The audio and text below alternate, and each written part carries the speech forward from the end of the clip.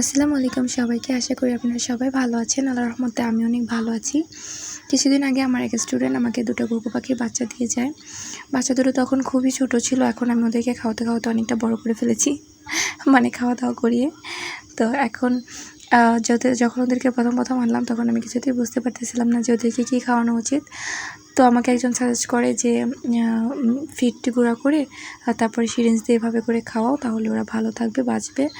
তো আমি তার কথা মতো সেভাবেই সিরিঞ্জ দিয়ে ফিড গুঁড়া করে তারপর ওদেরকে খাওয়াতেছিলাম। তো সিরিঞ্জের মধ্যে অনেক সময় হাওয়া থাকে, ওই হাওয়াটা ওদের পেটে গেলে ওদের জন্য ক্ষতিকারক, অনেক সময় পাখির বাচ্চা মারাও যায়। তো এর জন্য আমি হাওয়াটা বের করে দিয়ে এই যে খাওয়াইতেছি। এই দেখেন কত মজা করে পাক দুলিয়ে খাচ্ছে। তো ছোটো থেকে আমার হাতে খেতে খেতে অনেকটা আমার পোষ মেনে গেছে। আমি যখনই সিরিঞ্জ বাটি এগুলো নিয়ে ওদের সামনে যাই, আমার সামনে দৌড়ে চলে আসে, মানে পোষ মেনে গেছে আর কি। আমি ইচ্ছা আছে বড় হলে ওরা যখন একা একা খেতে পারবে, ওরা শিখে যাবে, তখন উড়িয়ে দেবো।